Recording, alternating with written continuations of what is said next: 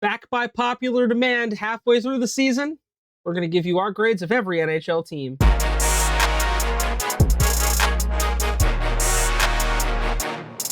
Hello, everyone, and welcome back to another episode of The Weekend Whistle. I'm Chris, that's Maul. Buddy, this has already been a tumultuous day just to get this motherfucker recorded. I am so glad to just get this out there and then move past today. 100% honest, that's just... Maul has been having nothing but microphone issues today. So he had to... like a backup of a backup mic right now. Yeah, he just had to dig up an old mic just to get this recorded. So hopefully it doesn't sound the worst. It's actually better than the other option we were going to do, which was going to be through his phone, and that was going to be a mess.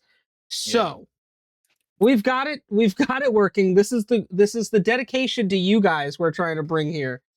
Because I mean, the show must go on. We were going to do this motherfucker one way or another. We were just going to have to figure out how we were going to do it.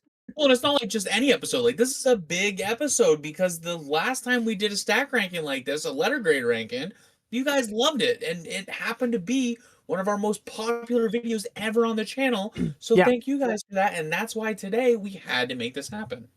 That hair swoosh, it makes me look like I'm in fucking third grade Midwest metal band, which is fine. Midwest emo is solid.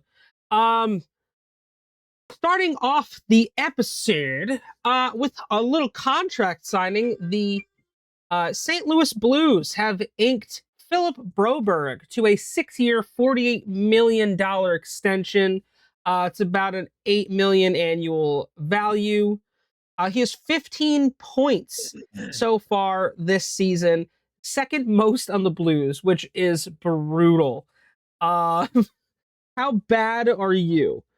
That bad. I mean, they have a goal differential of like what? Negative 47, so they ain't really scoring goals this year, so it makes sense. Sorry, mid yawn. He is at the end of his 2-year, $9.6 million contract. So he's basically doubling his pay for the next 6 years. Shout out to Philip Broberg. Obviously, when a team is as bad as the St. Louis Blues, you got to have some sort of wins, right? I like Broberg. He's only 24, solid defenseman. I think he could grow into something special. So, oh, absolutely could. Now we are just gonna do what we did last time, but we actually have everything mapped out for you, so you guys will know what we're looking at here from last time we did this video. So, as you can see on screen, we have the grades of every team from the last video. This is all the quarter season mark. As you can see, all of the grades from A+ to F. So now here's what we're gonna do. This is not an ESPN article this time. This is a Bleacher Report article that we are going to look at, and we are going to adjust the grades accordingly and say whether we agree or disagree on a grade. Now, what we can do this time is if I say I don't think the Minnesota Wild should be a B, I think they should be up an A, and they get ranked as like a B. If you agree with that, we can just stick that up there and that'll be our grade. That's fair. So, what do you think? You ready to jump into this bad boy? I think that we have a very good episode ahead of us, so let's get into it. We are going to start in alphabetical order. So, the Anaheim Ducks at the quarter season mark were rated an A. They were one of the top teams in the NHL. Well, it has been the tale of two seasons for the Ducks. They were one of the league's biggest surprises during the first quarter of the season, and they just fell apart. They have only won 2 games since December 14th. They have plummeted to a position in the standings where they went from leading the division to 24th overall. Um, the offense is doing everything it can, but the defense is very, very, very lackluster right now. For that, Bleacher Report gave them a C. What are your thoughts? I wholeheartedly agree. I mean, the Ducks right now are ranked 26 in the NHL, and they are on a losing streak of 5. Yeah, they are, I think, 2-12-3 or something like that since December 14th. They have this, it's just such an utter collapse. Dude, I don't know what else to fucking say there. That is just they have fallen apart. But it's crazy though because there hasn't really been much change in the organization. I mean, injuries here and there, but it's like Nothing another big wildly crazy issue. though. No, not crazy. I mean, but at the same time, when Lucas Dostal is the only goaltender on the team that's, not giving up fucking 80 goals a game, that makes it tough, and the defense isn't actually providing any sort of substance. It's true. So it's sad. It's hard to watch as a Ducks fan, to watch them just fall on their faces. But yeah, I C is fine, I think. But you know what though? They dropped only in a quarter of the season. There's still 50% of the season left. Yeah. Plus Do a you want to break take during uh, the Olympics, so maybe that'll give them Yeah, time to reset. Yeah, maybe we can that's alternate. I would say maybe that's what we need. Maybe that's what we Yeah, need. It's just that quick break in the off or in the just 1 2 2 weeks, I think it is, for the All-Star or for the Olympic break. So no, absolutely. On to yeah. the next team, we have the Boston Bruins, who at the quarter season check in, they had a B plus.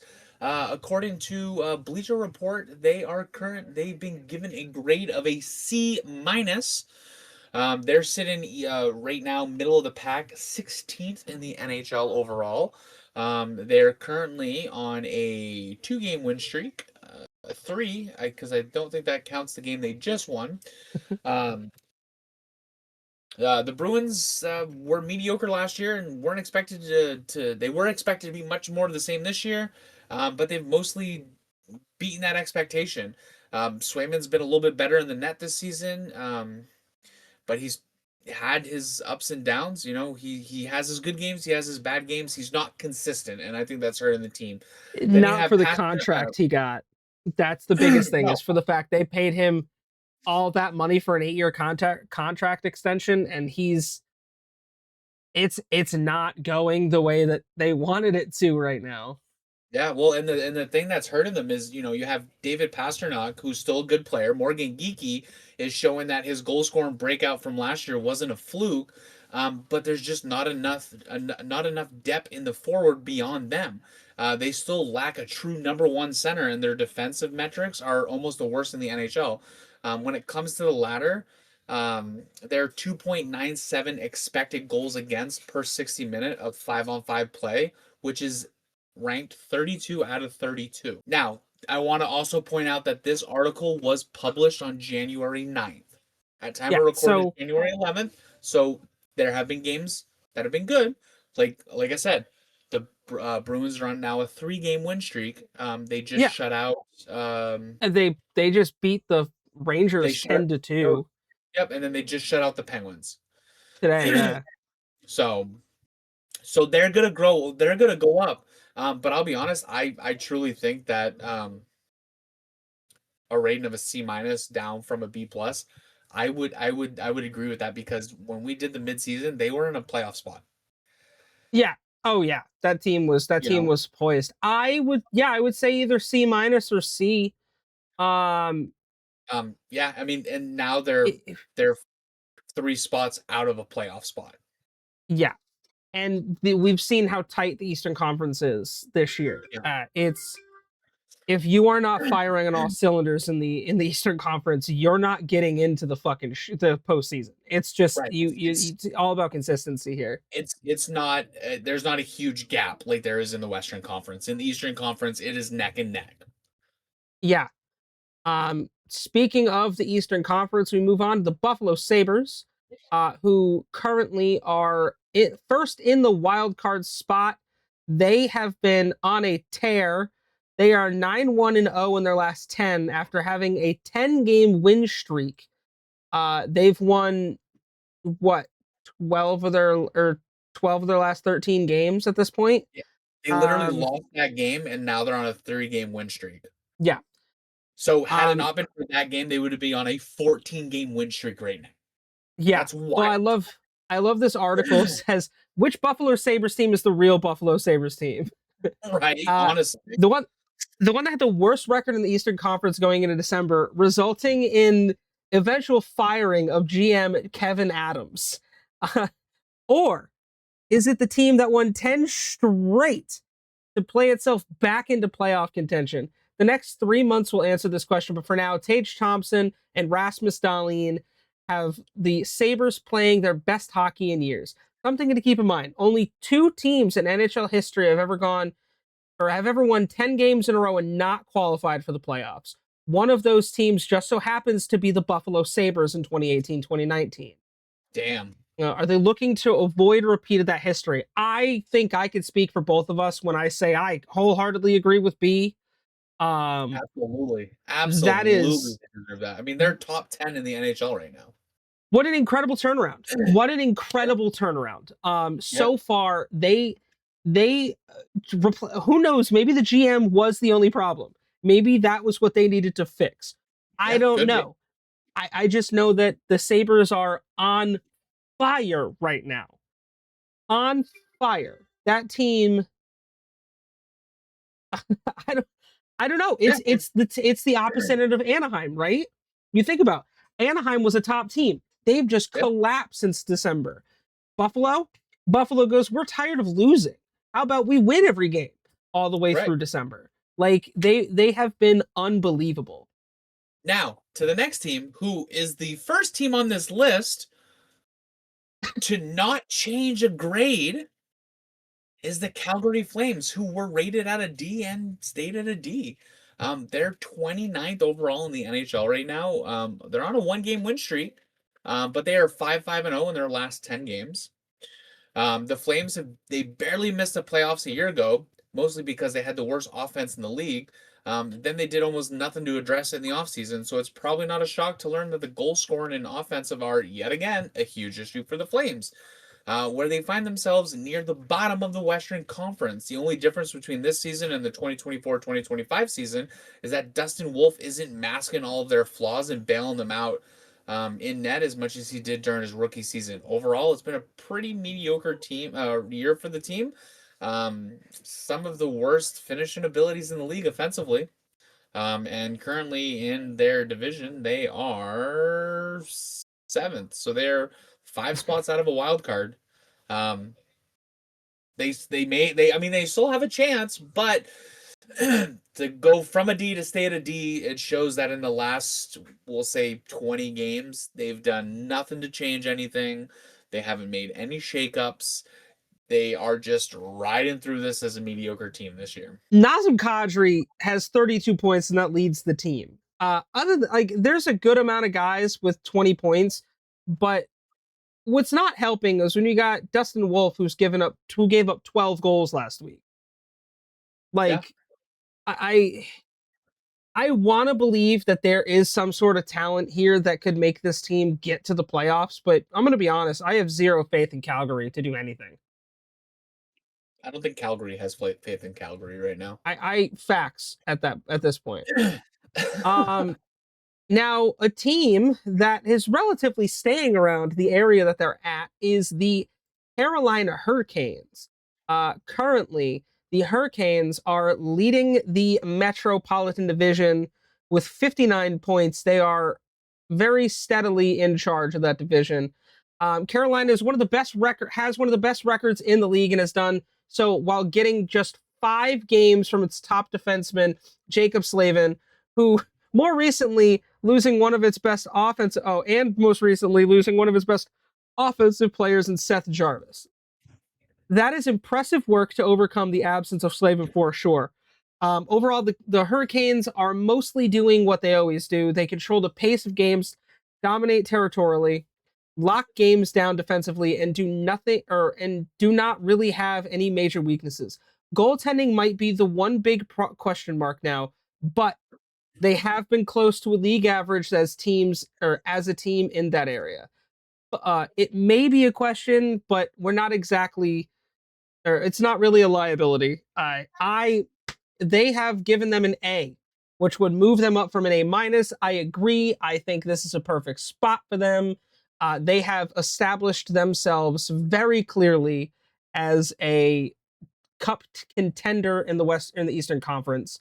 Absolutely, they have. I agree wholeheartedly. I mean, watching some of their games over the last few weeks, they've been playing like a well-oiled machine, and I think that they found their rhythm. You know, they are giving us the same level of play that we're getting from the Colorado Avalanche, who are just destroying. I mean, they're gonna have one of the most unbelievable years in NHL history. I mean, it's gonna happen.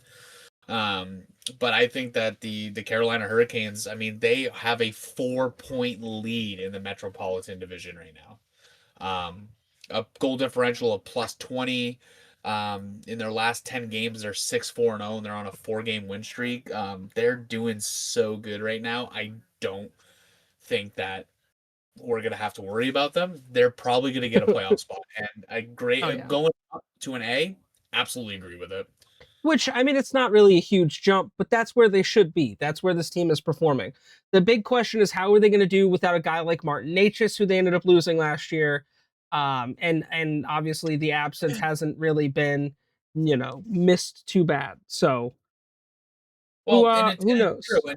and like you said, going from an A minus to an A is not a huge jump, but they're at the point where they're at the top of the pack, so there's not a lot of room to grow. There's more to lose. So the fact that Yeah, they absolutely. they, they went up, I mean, that in itself is huge.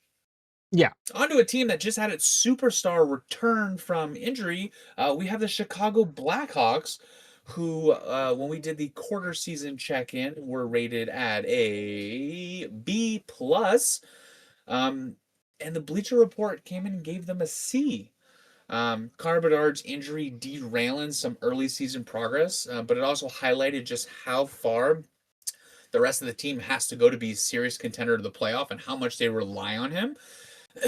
He is healthy and he is back. And with his game the other day, they were competitive.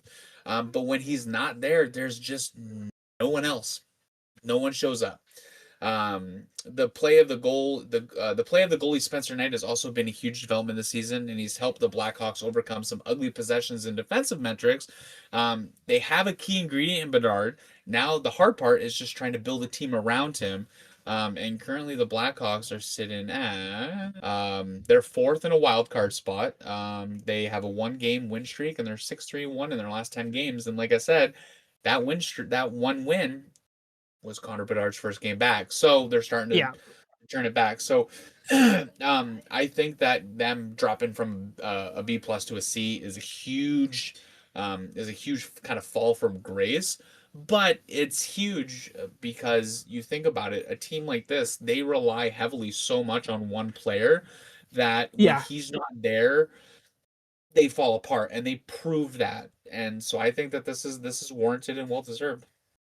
I mean, Bedard has 10 more points over the next person on that Right. team. Tyler Bertuzzi has 36. I mean, it's not like they don't have veteran presence. Tyler Bertuzzi, Andre Burakovsky, Timo Teravainen, Ryan Donato. Like, they have guys, Ilya Mikheyev. Like, they have guys that, have that prowess, but that really is the thing is what kind of team are you when your superstar isn't there? And right now it looks like they are not good. But I will say this, I'm okay with a C. I would even possibly bump it up to a C plus because yes, they have fallen down this far, but this team looks totally different than they looked last year.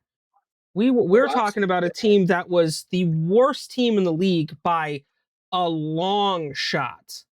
Um, and they have put together a solid season so far, comparative, like a big jump. So C plus, like I think that's a fine grade. I think, you know what? I think honestly, I can agree with you on some of your points there and comparing them to the team they were last year.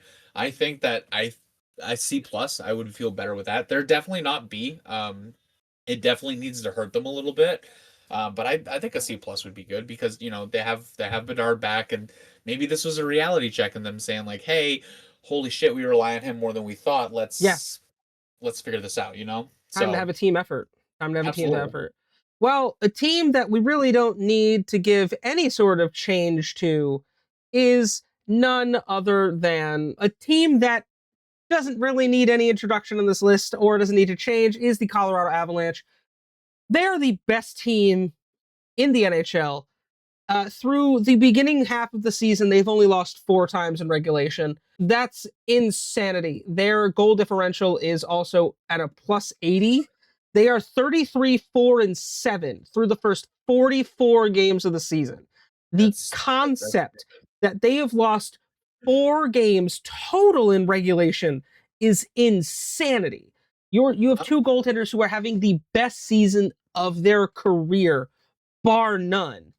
um A plus is the only grade I'm willing to consider. I'll be honest, they could probably get an S tier if there was an S on this grading scale. Yeah. The reality is, by the time we do the 75% check-in for this channel, they will have a guaranteed playoff spot. There's Oh no yeah. doubt in my mind that they won't cross 100 points. And as soon as they hit 100 points, if they don't get that X, I will be shocked because there's no one that's going to catch up to them. I mean, they're at No. 73 points right now. The closest team to them in points is sitting at 61 points, which is the Dallas Stars and the Minnesota Wild. They're 12 points. That is 6 wins in regulation Yeah. behind them. This is the best team in the league, hands down. Hands down. We are No literally question. seeing the best season for any franchise in the history of the NHL live. Yeah, if this is how this season continues for them, this is going to be bigger than the Bruins a couple years ago. I also want to point out that they are on pace that if they keep this up, they may be the first team in 12 years to win the President's Cup and the Stanley Cup. Yeah. No team the last team was 2013. Yeah. The Blackhawks won the President's Trophy and the Stanley Cup. So who So, all right, knows? is this the team to break the curse? I truly think so. Possibly. Only time will tell on how good they continue to be. Going to the other end of the spectrum, now we want to talk about the Columbus Blue Jackets, who, when we did the quarter season check-in, they were ranked at a drumroll of B, which wasn't bad. And they have graduated to the letter grade of D, according to Bleacher Report. They are currently also the bottom of the barrel. They're the worst team in the Western Division. Eastern Conference. Eastern Conference. Hold on, sorry, I was looking So at the wrong thing. Yeah, they're the with worst one. They're the worst team in the Eastern Conference. they're the only team in the Eastern Conference with a record below 500. The only team. Yeah, which goes to show how close and how much of a neck and neck fight it is in the Eastern Conference. They are on a 19 goal differential, negative 19, 3 game losing streak. The season started to feel like a big missed opportunity for the Jackets. They took a big step in 2024, 2025 when they were in the playoff hunt, entering the offseason with multiple first round picks to use as trade chips and had an overflow of a salary cap space. Their biggest move in the offseason was to get Charlie Coyle. He's not much of a needle mover though. Instead of Not continuing to build progress, recently. No. right, Not recently. and instead of continuing to build the progress they showed a year ago, Columbus is, through the first half of the season, the worst record in the Eastern Conference and in danger of falling out of the playoff race, which is wild because we're halfway through the season. I do also want to point out, and I know we've talked about this before on the Weekend Whistle and the Pucked Up podcast, if you're ever going to go see a hockey game, and you want to go see a good team, wait till they play Columbus and then go watch it in Columbus because it's Make the the cheapest trip to tickets in the fucking NHL. Ohio. It's the Make the trip cheapest to tickets in the Ohio. NHL. That's So crazy.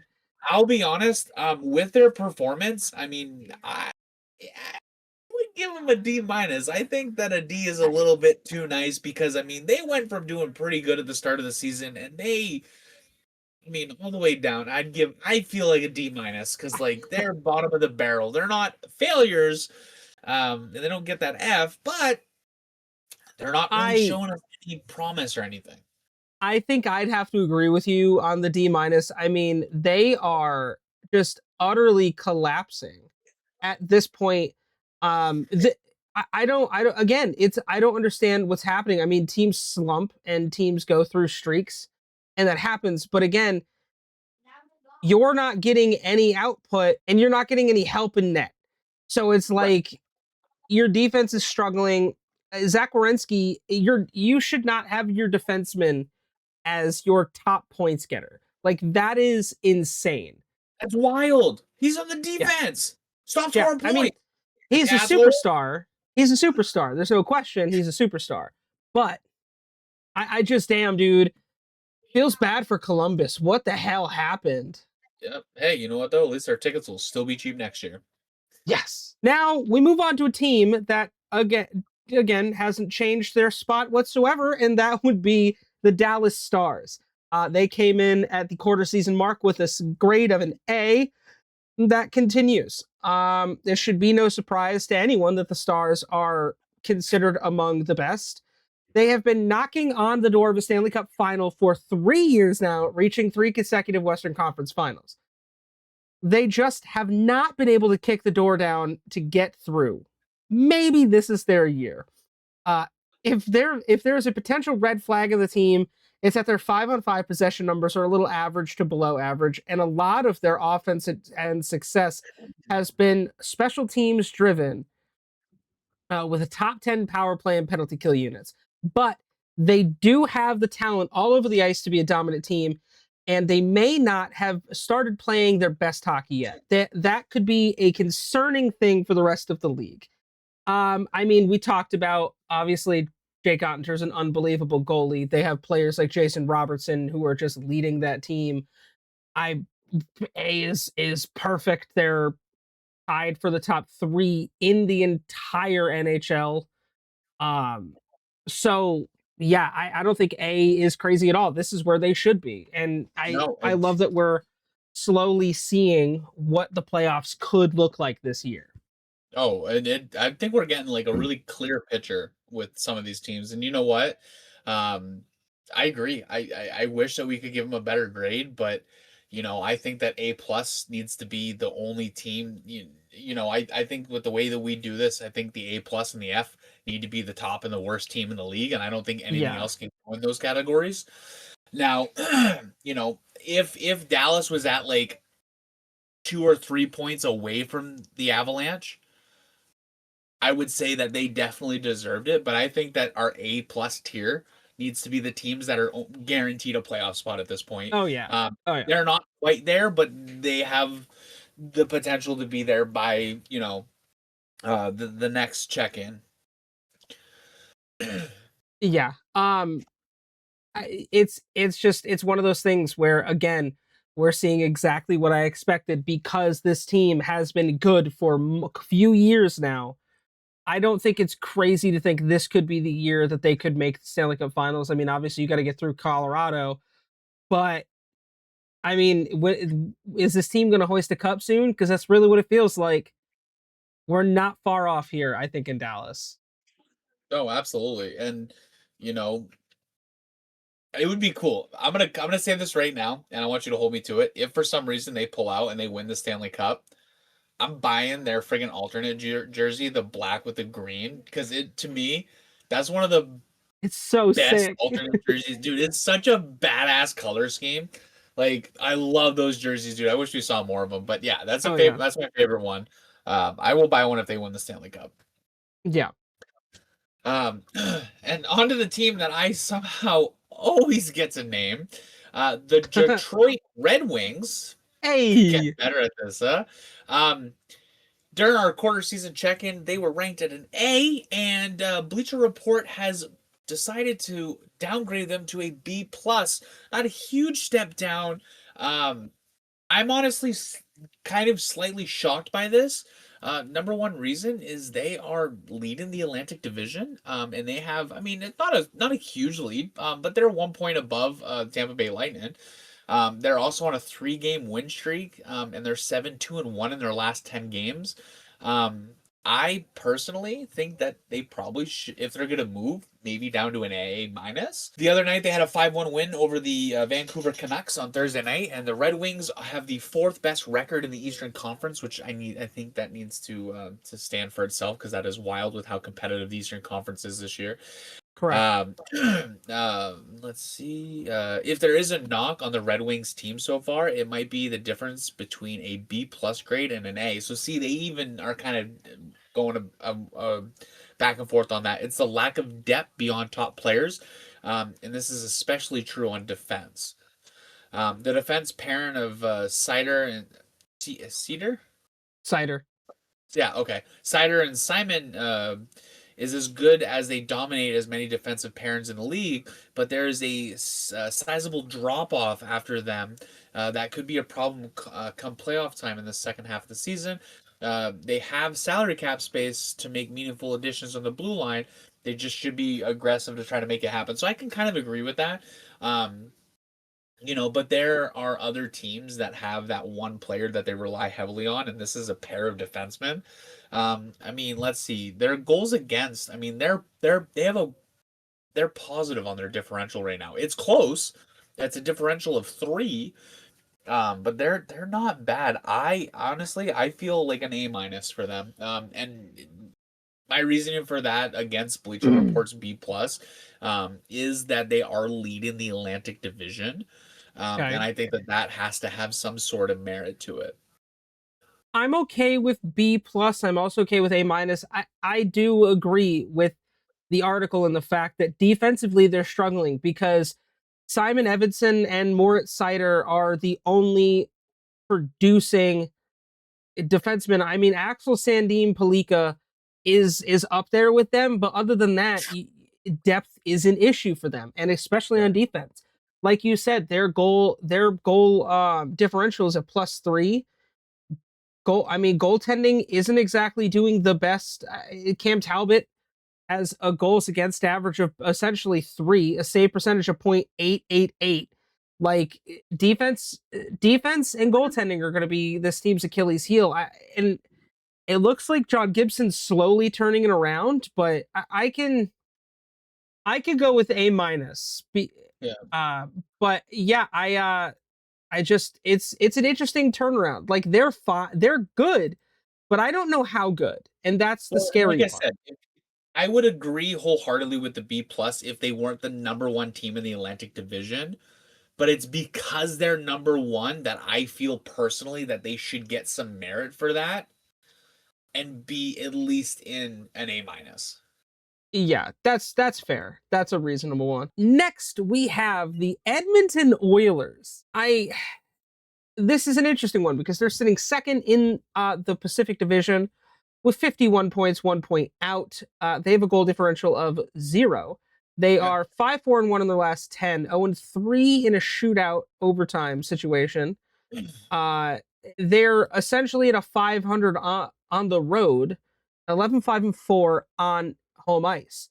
The worst grade here needs to go to the front office again. Putting together a badly flawed team around the superstar forward duo, Connor McDavid, Leon Draisaitl. The Oilers' depth is so bad this season that when neither McDavid nor Draisaitl is on the ice during a 5-on-5 play, the team is outscored 20-46 and has Jesus.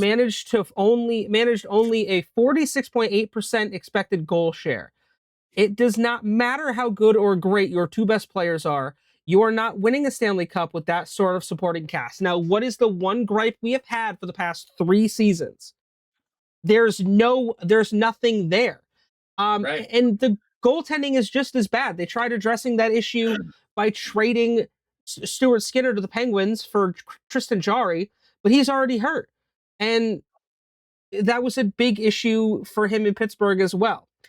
Uh, Well, it's and here's the crazy thing too, right? Like they went to the Stanley Cup playoffs the last 2 years in a row. Like, Yeah, they the know Stanley what Cup they Finals. need Yeah, to do, right? Here's the reality, though. Connor McDavid just re-signed, what, a 2-year contract? yeah. Well, I mean, If outside of if there's a noticeable points drop off between Draisaitl and McDavid. McDavid yeah. is 78. Draisaitl's That a what I said? I said 63. The next McDavid, right? closest is Evan Bouchard at 43. That's why I said McDavid, right? Yeah, Okay, I was just making sure I said the right name. No, that's and wild. Well, and that's the thing too, is like, what the hell happened to Connor this year? Connor McDavid's doing what he always does. He's carrying that fucking franchise on his back. 78 points in 45 games is an unreal number Right. when two players are doing it all. But what I meant is like his leadership in the locker room. Because where's the rest of the team? Because they didn't have a lot of movement in the offseason. Here's the question, Maul. If you have gone back to back years making the Stanley Cup finals and you lose because of the same issues that have been plaguing you the past 3 seasons, are you going to sit there and tell me that you're going to be invested as the leader of that team? No, but Because I wouldn't either. I would be using my soapbox to stand up and be like, "Yo, this is what needs to change. You're in that position." Yeah. I don't know how it's gonna go. I wouldn't be surprised if he leaves. But with Oh no, that, he's definitely gonna be. they are giving them a D. That's perfect. Yes, they are in a playoff spot right now, but let's be honest, if you get into a position where you get to a deep playoff run, you're gonna reach a fucking screeching halt if you have to play any of those central division teams. No, absolutely. They're gonna And fuck you up. I find it funny that we're talking about the Stanley Cup playoffs right now because the next team on our list is the Florida Panthers, who at the quarter season check-in were given a B minus, which wasn't too bad. Bleacher Report has downgraded them to a C minus. The Panthers look nothing like the team that has played 3 consecutive Stanley Cup finals and won each of the past 2 championships. They are the outside of the Eastern Conference playoff picture and is very clearly lacking something this season. Not to talk about the embarrassing ass beating they took at the Winter Classic. My God, they didn't even show up. They really didn't. The good news is that we know that something is the best 2 players, Alexander Barkov and Matthew Tkachuk. And where are they Yeah, right now? right. Barkov is likely to miss most, if not all, of the season, while Tkachuk has missed the entire first half. Um, has he come back yet? He hasn't come back yet. No. He's gonna wait. I'm telling you, he's going to wait right until the Olympics before he comes back, play in the Yeah. Olympics, and then come back and go back on injury. Oh, I mean, that's you're without your two best players. It's the reverse situation that Edmonton has. It's Edmonton only has their two best players, and that's really what's kind of propelled them to where they are, to where Florida's got nothing. No, and I mean, I'm happy for Marshy that he's down there killing it and kicking ass and doing good. I still think that that is the biggest fuck you to Boston, and I Yeah. think that Yeah, I I'm guess. still gonna be salty about that because I think loyalty needs to be there. There's something that needs to be said about loyalty, and they fucked him over. But I think that I mean the Florida Panthers right now are 4 spots out of a wild card in the Eastern Conference. They just won a game, but they're 4-5-1 in their last 10 games with a goal differential of -7. Yeah. I think a C minus is generous for them I because again they won the last 2 Stanley Cups and they've been to I the think playoffs 3 times in a row. I think a C minus is fine. I think if they were any farther down the running order here, come wild card positioning, it's a different story. They're realistically only 3 points out of a wild card spot. Like For sure. it could it, for what they're missing, it could be exponentially worse. It could be Right. so much worse. Well, But but here's the thing though. The 2 of the 3 teams that they have to beat to get close to a playoff spot are on a fucking tear right now and just had 2 shutout games. yeah, You know what I mean? So those two teams have found their shit, and they're going to be pushing hard for those wild card or playoff spots. Where now Florida has to try to battle those two teams that have turned it around, which are the Maple Leafs and the Bruins. Time's ticking for this team as well, the LA Kings. Especially with this being the final season of star Anze Kopitar. The Kings are very similar to the Oilers in that a lot of their problems began in the offseason with their front office. The Kings' offense was mediocre and lacking another top end finisher, and they ignored that need. The defense was a huge strength, and they made it worse by letting Vladislav Gavrikov go, trading Jordan Spence, and replacing them with Cody Ceci and Brian Dumoulin on long-term deals. The Kings are facing a lot of pressure this season to finally get to beyond the first round after 4 consecutive early exits. Now they are going to have to fight just to make the playoffs in a bad, watered-down Western Conference.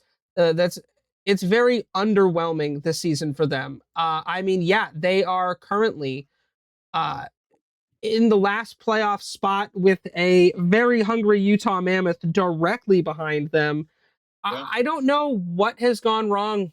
They were they were a solid team. I mean, as you can see at the quarter mark, they started with a B rating, and this looks like a C minus is their call. I can agree with that. I mean, dude, Adrian Kempe and Kevin Fiala are your only players above 30 points. Um, Anze Kopitar is at 21. Corey Perry has 22 points through 36 games. 40-year-old Corey Perry. Goaltending has not looked the best at times. I mean, Darcy Kemper's doing all he can, but I mean, Phoenix Copley in one game has a 3.07 goals against average. Anton Forsberg is not doing too bad. Like, there is some shining light here, but your defense, dude, the Ducks had Brian Dumoulin and we traded him because he was just not doing well. I know Right. obviously that's personal for you because you went to high school with the guy. Yep. But you're trying to replace good players you didn't want to pay with guys who aren't going to do anywhere near what these other players were doing. And the issue with Dumoulin is he hasn't been producing in a lot. He hasn't been producing since he was with the Stanley Cup team in the Pittsburgh Penguins in what, Yeah, 2018? yeah, 2017. Yeah.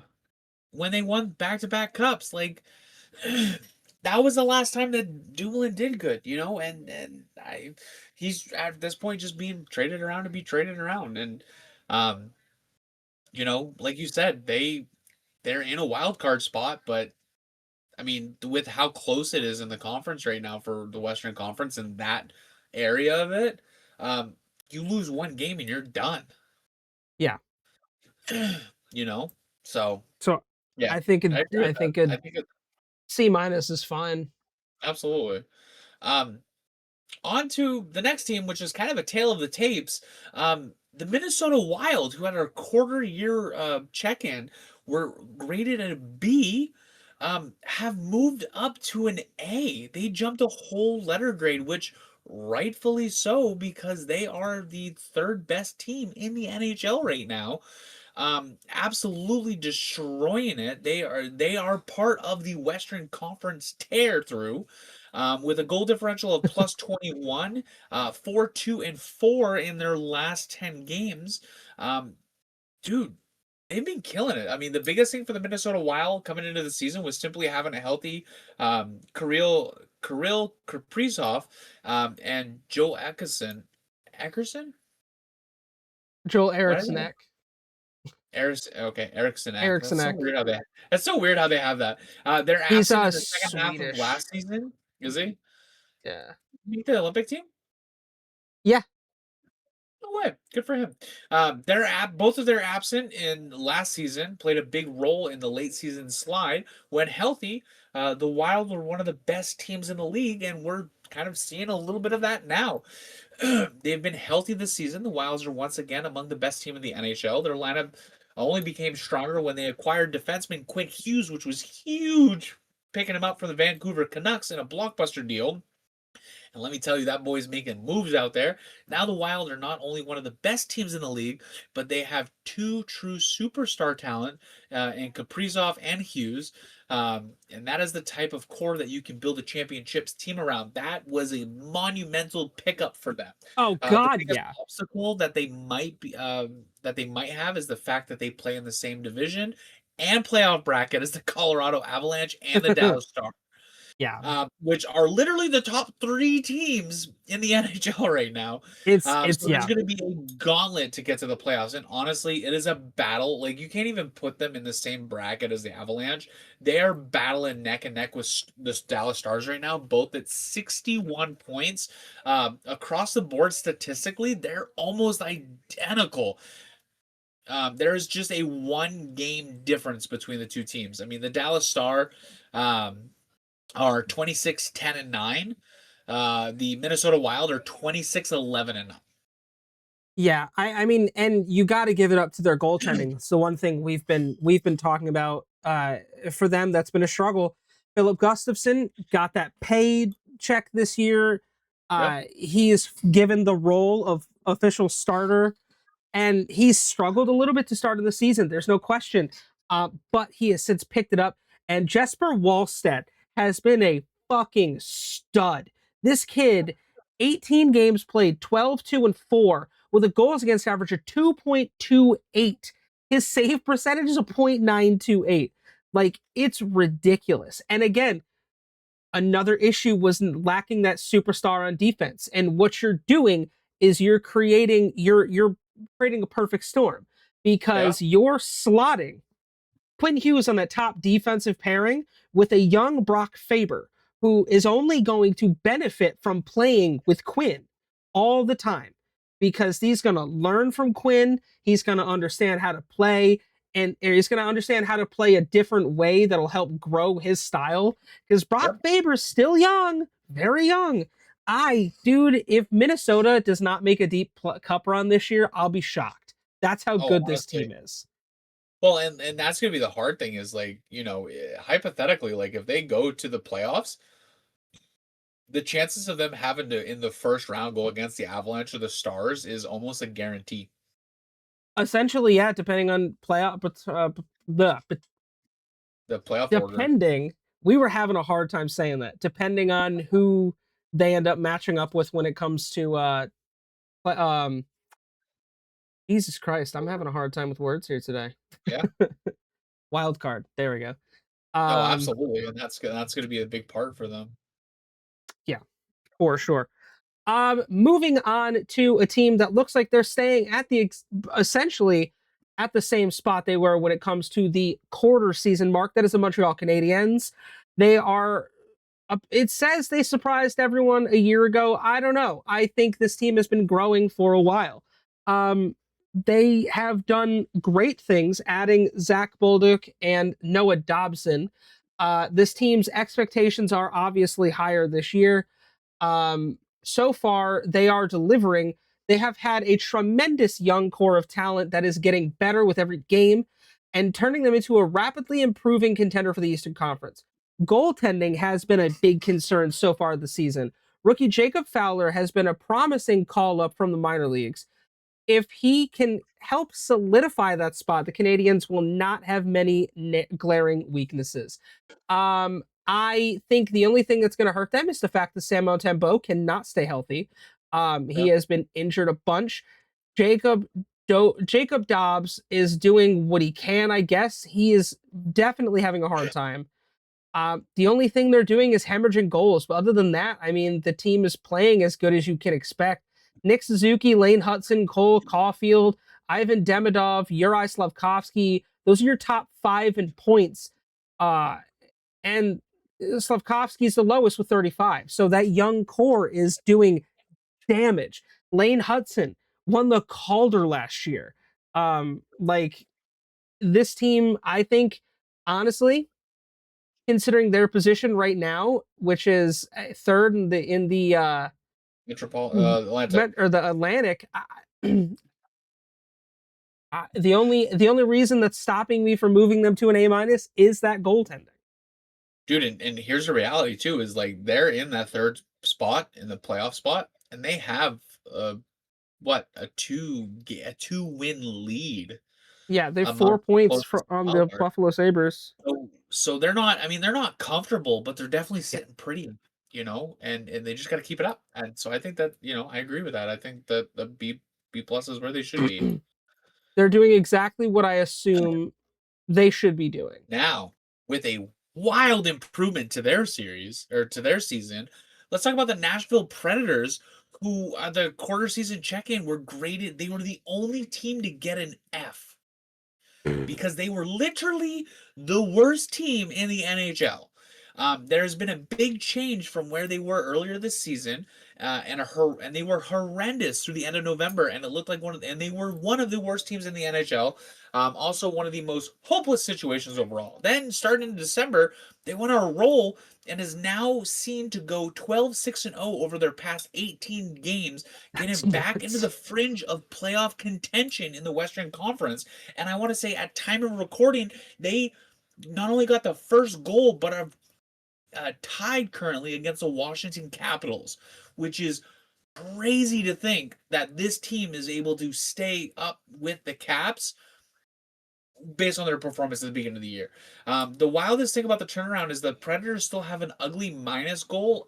They are at a goal differential of -24. It's gone down since the article was written. They are playing better, but they've made so they might at least be worth paying attention for the time being. Whether or not it'll be enough to make the playoffs remains to be seen. But will it be enough to change the perception of Trotz. Trotz tenure as the general manager? Currently, the National Predators are sixth in the wild card spot. They are 4 points outside of a position there, and their point percent. They're at an even 500 right now. So I listen. they have been moved up to a C plus.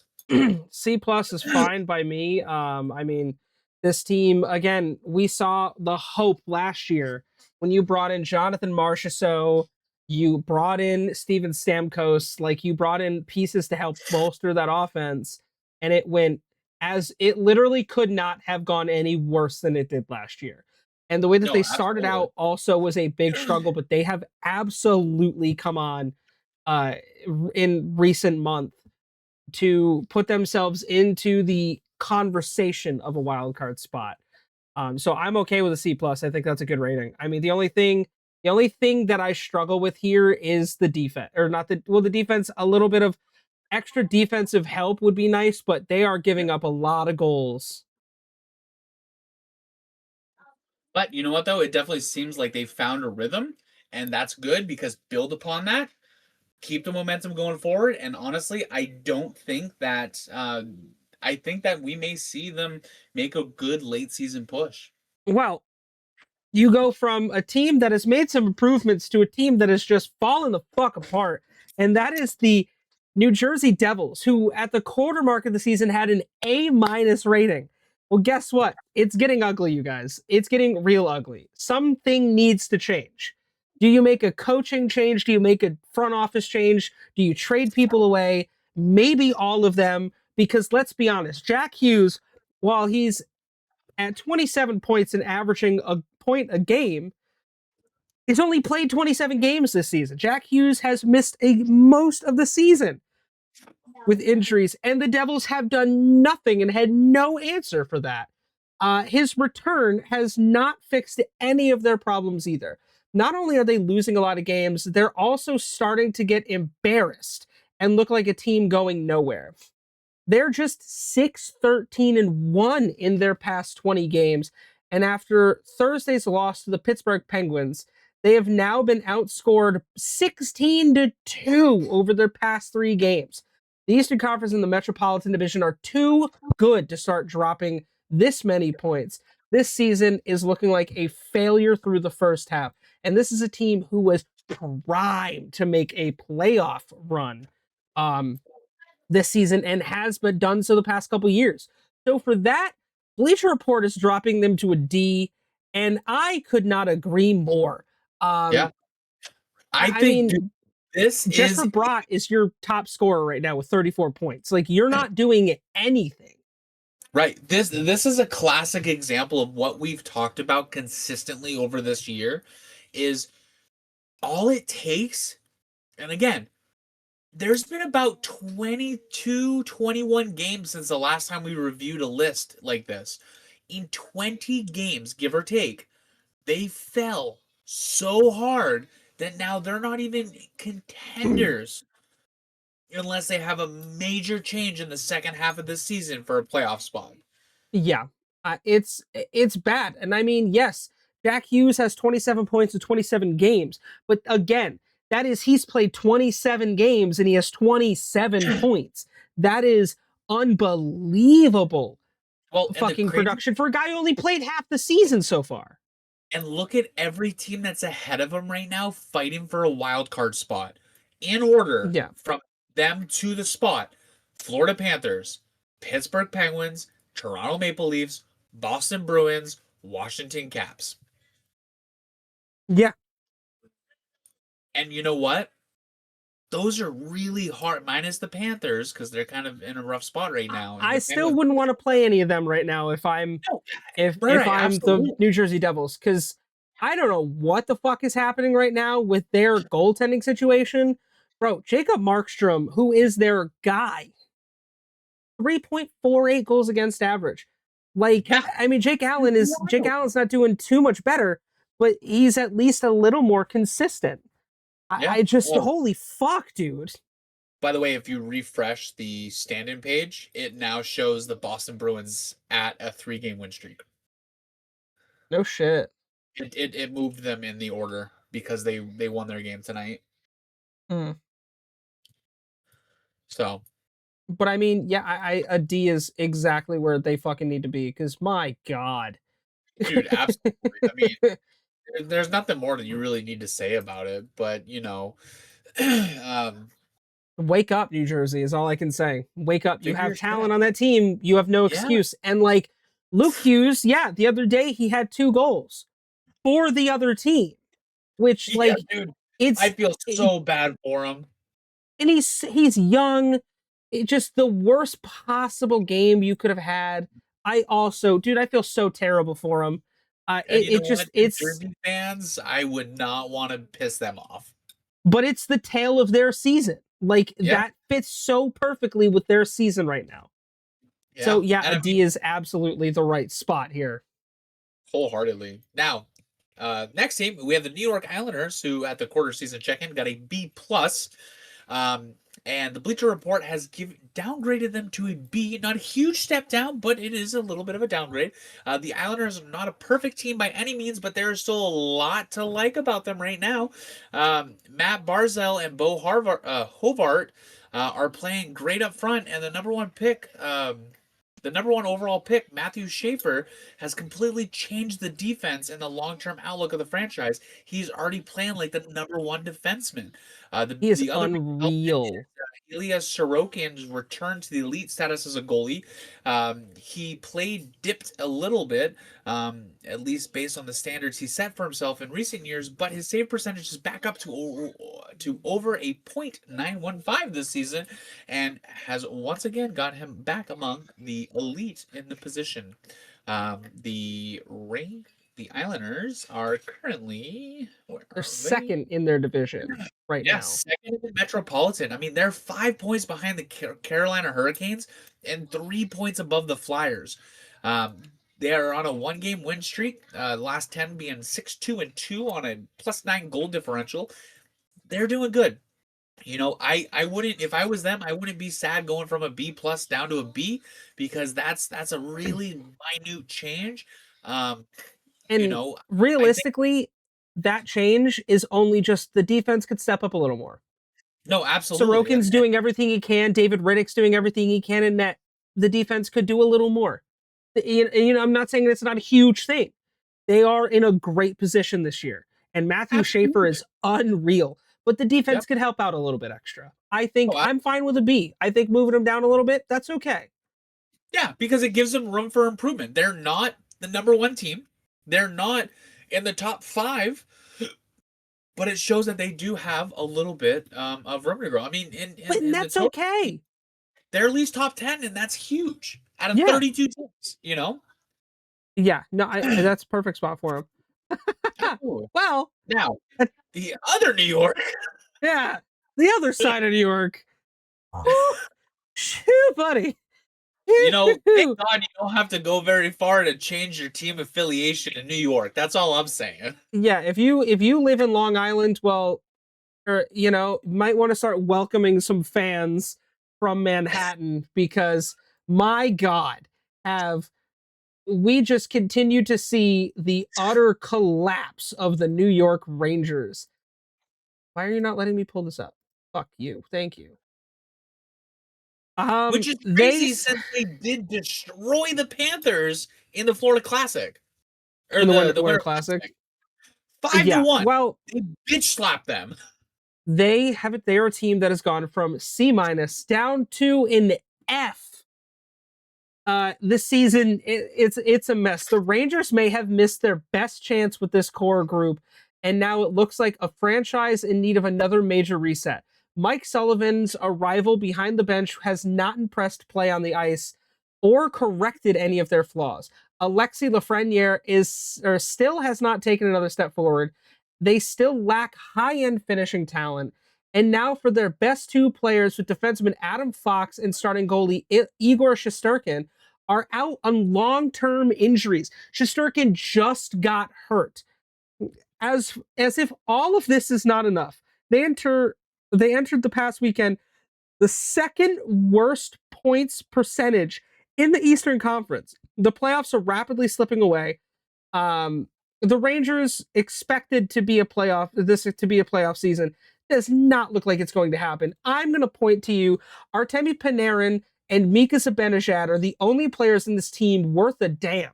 They are both above 40 points. Artemi Panarin is 1 point away from 50 points halfway through the season. Adam Wow, Fox dude. obviously has only played 30 games this season. Vincent Trocheck, 32 games this season. These are JT Miller has missed a little bit of time. Lafreniere has not looked like he's improving any farther than where he's at. Um, Matt Rempe has played 21 games for this team. That's all I need to say for you. If you understand hockey, you understand that that is a joke. Igor Shesterkin has looked as good as possible for this team. Jonathan Quick, however, has struggled a little bit. They are hemorrhaging goals. Their defense looks like dog shit. So yeah, no, I don't think either of us are really going to argue with F. That is a Or perfect not. spot for the New York Rangers right now. Absolutely. I mean, they're like I mean, you couldn't have said it any better. They're falling apart. There's no coercion in the team. They're just showing up to skate on an ice and hit a puck with a stick at this point. Next on the list, we have the Ottawa Senators, who the last time we talked about them, they were given a good old grade of a B, but the Bleacher Report decided to downgrade them to a D plus, which honestly I don't disagree with. On one hand, the Senators seem to have a solid process behind their game and some of the best underlying and expected goal numbers in the league. On the other hand, their goaltending has absolutely sabotaged their season, leaving them at the bottom of the Atlantic Division standings. Um, Again, things have changed. Now the Columbus Blue Jackets are at the bottom, but they are one above them, so they're not far from it. Um, they are at a point where the core group of players should be at their prime, but the rest of the roster around them just isn't quite good enough to complement them and compete. Add in the goalie issues, and has rapidly turned into an extremely underwhelming and disappointed season. This looks like another long-term rebuild that has stalled and is not panning out well as they had hoped.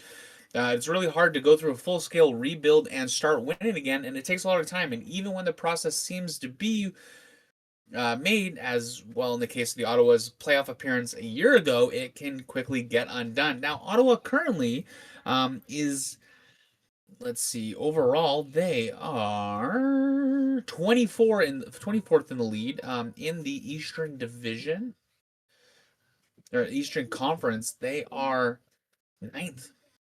They are amongst the worst. I They're mean, on a 4-game lose streak, yeah. and they are 3-6-1. in their last 10 games. They're not doing too good right now. And I mean, part of that was because, you know, um, Brady was out,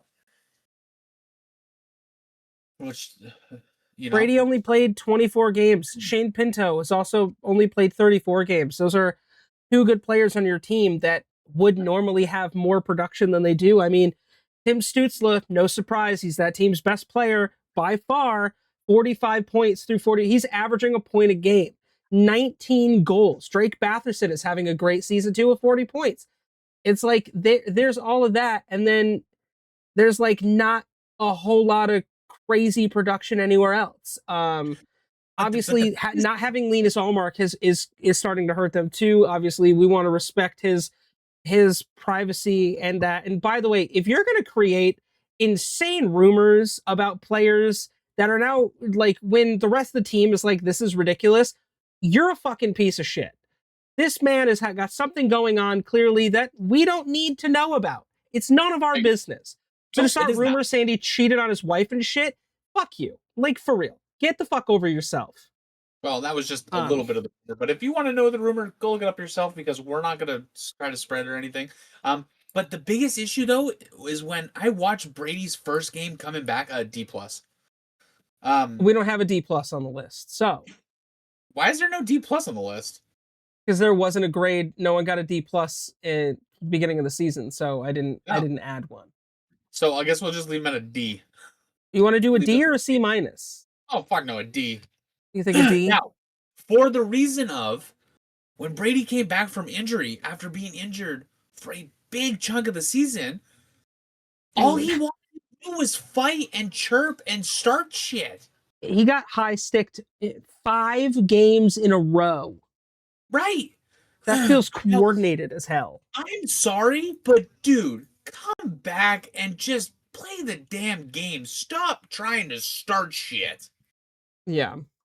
I mean, I didn't I should have looked at the stat before we started recording this, but how many freaking penalty minutes has he gotten since he came back from freaking injury?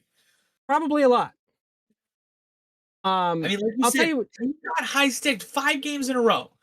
five Clearly, games in a row players he are got not a high big fan of sticked. him. Now, to be fair, he does, play for a Canadian team, being an And American he's Olympic good. When he's player. not fucking around, he's good. No, There's a reason Ottawa he and his wants brother are in the yeah. him. There's just Ottawa something wants wrong. him. He's just needs to realign his priorities. Yeah. A team that does not need to realign their priorities in any way is the Philadelphia Flyers, who, when it came down to it at the quarter season mark, they were B plus, and right now they're about the same. There is potential here in terms of sustainability, but there are also a lot of green flags in terms of sustainability. There's a lot of potential red flags in terms of sustainability. Uh, the two biggest differences from a year ago: free agent goalie Dan Vladar, who has been impressive. He has been the consistency that that team has needed, and Trevor Zegras going over there um, You has must be so done. happy to see your boy doing good over I'm there. yeah, I love seeing a guy who maybe could have been doing great in Anaheim this season with a new coach do great in a team that is in a city I don't like. Um, he is looking phenomenal. Now if they could just get Matvey Michkov to do the same thing, that would be impressive in itself. Trevor Zegras is 41 points in 43 games. Travis Konechny at 38. Dan Vladar has been the epitome of consistency. 16, 6, and 4. Damn. 2.35 goals against average. He is looking great. I love them at B plus. I think this team, if they can get, like I said, if you can get Michkov to do what he's supposed to, get a little more play out of guys like Noah Cates, Owen Tippett, uh, like I think this team is great. Jamie Drysdale is looking to be a great defensive defenseman, which I loved him in Anaheim. I thought he was a great piece. I was sad when we traded him. But I think that overall, this is a good team. They're what third in the Metro right now, so Yeah. they're in a great position to continue, like to continue this excellent start to the season. Oh, absolutely they are, and I mean, it's again, the season's only half over. There's still plenty of time. They're doing good. Keep up the momentum, and you know what? You guys are in a playoff spot. You're not comfortable there because they have 52 points, and so do the Sabres and the Caps and the Bruins. So it is a four-way tie for a playoff spot, where literally one game can make a difference. You're not sitting pretty like Colorado. You got to fight tooth and nail, and I think that they have what it takes to continue to hold that position. Oh yeah, and I mean again, like you said, anything can change. I mean, all it takes is one loss, and Yeah. not only does Washington jump them in the standings, in the divisional standings, but because they have the same points value as other teams in the Western Conference, they could go from being in a beautiful spot to outside looking in. So Dude, if they lose one game right now, they'll get bumped all the way down to sixth in the wild yeah, card. And that is so above Florida. consistency is key right now. I also want to point out another reason why the Nashville Predators have moved up is they just got another goal and they're currently beating the Capitals. So good for the Ooh, Preds. Yeah. But no, I couldn't agree. I think them staying at a B plus again. B plus is fantastic. It's a great place. You still have a little bit of improvement, but there's not much wild and crazy. You're not in a rebuild phase because that's everyone's favorite correct. fucking word the last couple of years. The rebuild. um, Next is a team that did go down in a grade, but kind of also fell from grace because they were in a playoff spot last time we talked about them. The Pittsburgh Penguins, who were graded at an A, Bleacher Report decided to give them a grade of a B plus. Um, I kind of agree with that, but I think based on their last few games, they maybe should go down to a B. But there's still not a bigger positive surprise in the NHL this season than the Pittsburgh Penguins. Even currently, they are sitting at a two-game lose streak. In some of this Sun and Blow leads, they did enter Friday, so that was the date of the 9th, as one of the top six teams in the Eastern Conference by point percentage and are really starting to play strong hockey. Now, that did change because they just lost two games in a row, and now they're not in the top six. Their defensive play has progressively improved as the season's gone on. Sidney Crosby still has a crazy offense, and the forward group as well is playing better deep than anyone could have anticipated at the start of the season. Rookie Ben Kindle looks like a raisin star, which is great that he's getting to learn from Crosby. That's a great mentor. That's great. For him to kind of pick up those behaviors. And Justin Brazel and Anthony Mantha are also having a great value sign-in, helping the team grow even to a bigger level. The big question is whether or not the goaltending duo of Stuart Skinner and Arturs Arthros Shilos. Artos Silos. Thank you for stepping in on that one. I only know Uh, that because my dad's a Penguins fan, and right? that's a motherfucking tongue twister. Yeah, I mean, it's given them a strong play in net. I mean, like I said, right now they're on a two-game lose streak. Their last 10 games, they're 7-3-0. So they were on a really good tear going into it. But this goes to the point that we're going to continue to drive home. Those two losses took away 4 points. If they had those 4 points, they would be in a friggin' guaranteed playoff spot in the Metropolitan um, division. Yeah. But because Um, they lost those games, that bumped them all the way down to fifth in the wild card slot. right. I'm all right with a B plus. I think yes, they've dropped a little bit, but at the same time, this team looks infinitely better than they looked last year. They're only 1 point out of a playoff spot right now. Stuart Skinner, while he's 3-4-0 with his 7 starts with the Penguins, he has looked infinitely better than he looked in that with Edmonton this season and last season. Sure. Artur Shilos, man, the kid's a rookie, and a lot of the games he's lost has not been his fault. Their defense is kind of crumbling a little bit at times, but Sidney Crosby is at almost 50 points in 44 games, and he's almost 40. So Yeah. he is clearly leading that team. There's a lot to be happy about if you're a Penguins fan right now. There's a real Oh, shot that absolutely. they're in the playoffs this year. They just got to be better at consistency. Goaltending, at least now. Granted, the Skinner cost you games, not necessarily. He's probably he probably other options you could have had, but at least he stays healthy, unlike Tristan Jarry did. True. So I'm all right with a B plus. I don't know about you. No, yeah, absolutely. I mean, like I said, I mean they're kind of on a slight decline right now. I mean, at time of recording, they did just lose to the Bruins 1-0. They got shut out by the Bruins, but it was a close game. I mean, they only gave up one goal, so it wasn't like they got destroyed like other teams did. Correct. A team that is really staying in that same bracket is the San Jose Sharks. Uh, at After not only being one of the worst teams in the NHL for the past few years, but also being completely uncompetitive, the Sharks are at least taking a big step forward this season. Um, they have their young forward duo of Macklin Celebrini and Will Smith to thank mostly for that. Celebrini is not just one of the best young players in hockey, he is one of the best young players in hockey and putting together an MVP case. If the Yeah. Sharks end up making the playoffs, and even in a watered down West, he should be at the top of the MVP ballot. They still have a lot to work on. Um, but there is at least a good core to build from, and the important pieces are reaching their potential. So they started at a B plus at the quarter season, and they're going to stay at a B plus. I am good with that. Yeah, dude, Macklin Celebrini has blossomed so beautifully. He's got 70 points this season. Oh, Um, that's that's disgusting.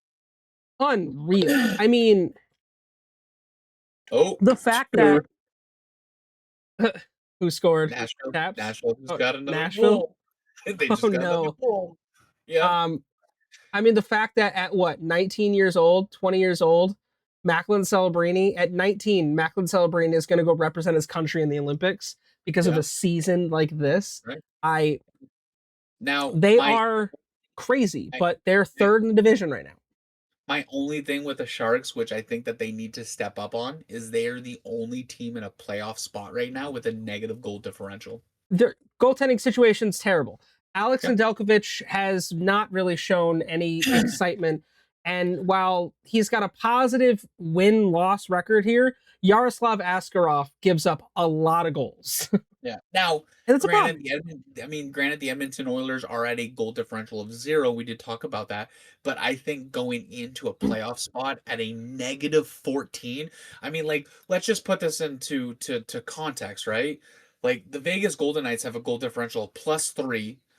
Oilers are at a 0. San Jose Sharks are at negative 14. You go to the other division, and you have the Colorado Avalanche at a +80, the Dallas Stars at a +28, and the Minnesota Wild at a +21. Well, not only that, but before this season, Askarov played in from 2022 to 2025, 16 career games. That's Yeah, it. He's right. already doubled what he's played. And yeah, there's a lot of growing pains, I'm sure. But the kid's 23. There's still a lot of time to work out the kinks. The defense could be a little better. That is also a big shining point, I think, here that team could absolutely get better. But Oh, absolutely there's would. the right direction is there for them. Next up on the list, we're staying in the Western Conference with the Seattle Kraken, who last time we talked about them had a grade of a B plus, and the Bleacher Report decided to move them down to a C minus. Let's find out why. The good news is the Kraken is that by point percentage, they have the second best record in the Pacific Division and are on track to make the playoffs. Currently, right now, they are sitting number 1 in a playoff spot, only 1 point behind the San Jose Sharks to take a playoff spot. Um, but it's also hard to understand how any of that is happening or if they can sustain it because they don't really have anything particularly well. Their offense is one of the worst in the NHL. They do not particularly do a good job in preventing scoring chances or defending. Um, Their power play is above average, but their penalty kill is the worst in the league.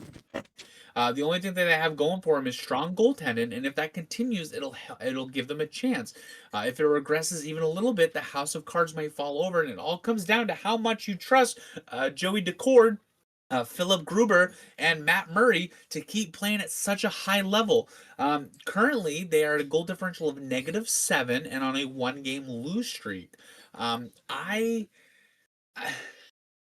I think going from a B plus all the way down to a C minus when they're like 1 point away from a playoff spot is a little hard. Now I get it that they're relying so much on they're taking into consideration that their offense is one of the worst in the NHL and It's their power play or sorry their penalty kill is one of the worst in the NHL. But I think given their position, they should get at least a friggin' C. so here's my thing. They have 5 players at 20 points plus. Guess how many they have above 20 points? How many are above 20 How points? many players on the roster are above 20 points? Uh, 2. 0. 0. Okay, I was close. Jordan Eberle is the team leader with Matty Beniers at 28. Like, when it says worse, there is no offensive output over here. There Yeah. is nothing happening. Shane Wright, Jesus. Shane Wright still hasn't blossomed into that player we all expected him to be. Capo Caco has taken a massive step back this season. Yeah. Um, Joey Decord and Philip Grubauer are probably the only shining lights in this team. I mean, good enough that Gruby's going to go to the Olympics. So it's like, I don't, I'm going to be honest. C minus, in my opinion, is generous. Is this team, while they are in a good spot for the playoffs, with how rough that whole Western Conference is, that can go away like that. Especially with how good the Utah Mammoth have been recently, like Yeah, absolutely. that could go away pretty fast. I think honestly, I think a C minus is generous. All right, all right. You know what? Let's go with it. Let's go with the C minus. Because, and again, my only point was like, hey, like going from B plus all the way down to a C minus, like It's a is a big drop. little it's a little steep because I mean they're almost in a playoff spot halfway through the season, and yes, their offense is the worst in the NHL, but Yeah. they're still performing. They're still producing because they could be the Vancouver Canucks or So the New York then Rangers. let's go C. Let's go We'll what? go C. We'll go with a C. Okay. Call it a C. Um, a team that will not be getting a C rating is the St. Louis Blues. The Blues look like a team that had rediscovered its identity in the second half of the 2024-25 season. Sure as Now it's hell did. gone. They do not score goals. They do not prevent goals. They get outchanced in a nightly basis. This is as bad a combination. Oh, this is a bad combination. And when you add in truly terrible goaltending, you have a recipe for one of the worst teams in the NHL. That is exactly what the Blues are at the halfway point. They are no stranger to this sort of thing, and they have played their way out of these messes before, but asking them to do it again is a lot. Listen, they're giving them a D rating. We had them at D minus uh in the quarter season mark. I'm not going to change it because realistically, this team looks like fucking garbage. When you're being held back by the fact that you have players like Robert Thomas and Pavel Buchnevich who are just not getting the job done when they can. Jordan Binnington has a fucking goals against average of 3.53, and he's going to go be the starter of the Canadian Olympic team. So clearly, there's something we don't know about Jordan Binnington, or B, Right. Hockey Canada is just making what's already been a rough year for them, like publicity wise, even fucking worse. This Now I team will is say dog shit. he did step up for Four Nations, so I hope he does it again as a Canadian, right? Yeah, But the reality is like you were saying, they have the worst goal differential in the NHL at a negative 47. they're What the bad. They're fuck? bad. So yeah, they Negative technically 47. have moved up. I'm not fucking touching them. They're Nope. staying right where they are for a Wholeheartedly reason. agree with that. They are one of the only two teams in the NHL that haven't broken 40 points. Yeah, They're they're sitting terrible. at 39 points. They are they Right, might they're at as well 42. just Sorry, here's scratch what that. you do, Look at the St. numbers. Louis Blues fans. Y'all are cool. Y'all are awesome. You guys had one of the coolest stories a few years back. But what I would do if I were you this time of year is I would prepare to hope my odds are good to get the draft lottery Yep. because the magic ain't happening again this season. Nope. It's not. So Which I mean, D dude, the fact minus. that it even happened last season blows my fucking mind. Yeah, That's I just the know they reality. they they figured out something last year that I don't know what they found, but it was a nice turnaround. But it just I don't see that in this team this year. Right. I see Absolutely. I see players that don't know what the fuck they're doing on the ice. That's what it feels like to me. The next team is a team that, you know what, I'm glad to see them where they are because I wholeheartedly believe they deserve it. The Tampa Bay Lightning, who last time we checked in with them was at a B. Bleacher Report has moved them up to an A, and I wholeheartedly think that they deserve that. John Cooper, their coach, should be in the Coach of the Year discussion, not because he should probably always be in that discussion, and never really seems to be, but the Lightning core might be getting older, but they can still play and they can still win. They do have an older team. The Lightning entered play on Friday with a 107-point pace, which would put them in the top spot of the Eastern Conference. Currently, they are sitting at 57 points. If they can control the pace of the games, they have an elite offensive talent. The goalie and Andrell, right? Andre Vasilevsky. Andre Vasilevsky. I'm getting better at these. Close Is enough, yeah. playing at an elite level again. I mean, they're number two in the Atlantic Division with 57 points. It's not a huge lead. It's a comfortable lead, but not huge. A Yeah. goal differential of plus 39. They're one of the top 10 teams in the NHL with that. And they're Vasilevsky, on a man. 9-game win streak, dude. They're nasty. Nikita Yeah, Kucherov has 65 points this season. Jake Gensel at 45. This team is great. And this is the one question we've had the past couple years. Can this team continue to be good without their leader? And yes, because you know why? Players like Victor Hedman, Nikita Kucherov, Brandon Hagel, these are your leaders of this team. These are the yeah, guys that are pushing this team forward. They just re-signed JJ Mosier. Andre Vasilevsky is looking every bit of the former Vesna Trophy winner that he is. Um, yeah, A is I think a comfortable place, and that's probably where they should be. absolutely. Oh, we're gonna have some words on this one. You know what? Seeing as this is your team, do you want to just take this one? I kind of do because I have some things I want to say about them. Um, Floor yeah. is yours, my Anyway, friend. so the next team is the team near and dear to my heart, the Toronto Maple Leafs. Last time we talked to them, they were at a C minus. Bleacher Report has moved them down to a D, which does hurt, but honestly, it's right where they belong. They're starting to play better in recent weeks, which is nice to see. But they're still on the outside of the Eastern Conference playoff picture, and that's simply not where they should be. Um, but getting rid of Mitch Marner and replacing him with players that have no depth as an experiment, it's not working. Austin Matthews has no fire, no gumption, no drive, no motivation, and no one to support his ass on the ice. He's been very good, but not as elite as he should be through his career. Now he was injured and did have to play, he was out for a couple of games, but still, the other thing that's plaguing the Leafs, which they don't talk about in this article, is the freaking goalies. Stolars and Wall can't stay healthy. Hildeby is an absolute legend for being the backup goalie. I mean, he's literally the step above the e-bug. and he's kicking ass when he gets on the ice, dude. That is the reality of it. Our double backup goalie in Toronto, Hildeby. If they get rid of Hildeby, I'll be pissed. Like, I love Solars. I want to see him gone. I want Wall to stay healthy, and be number one, and I want Hildeby to be his backup.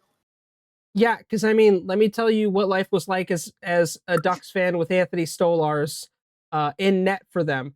Uh, it was a bit of a struggle a lot of the times. There were a couple years he had actually played his 21-22 season was pretty solid.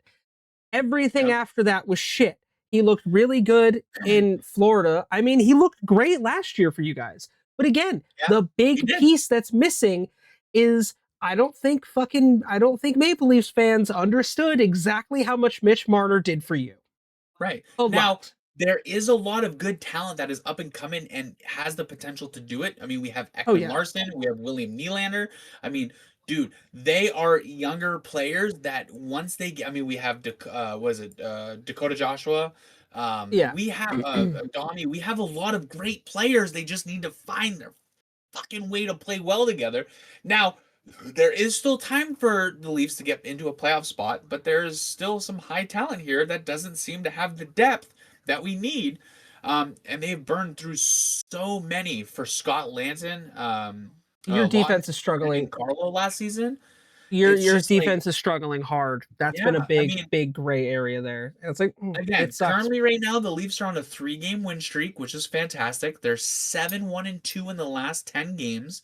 They finally broke a positive goal differential, and they're in the neck and neck. I mean, they're literally one win away from a wild card spot, um, 2 wins away from a playoff spot. Hold Yeah. on, yeah, so they're not far away. They have been improving, which is fantastic. I'm so happy with the way they've played the last month. December was Right. a great month for them. January is shaping up to be a great month for them, and I guarantee the next time we talk about them, their rating will go up if they continue to do what they're doing. They just need to have the goalies stop getting fucking injured. Yeah, The they amount just of need to times, step up.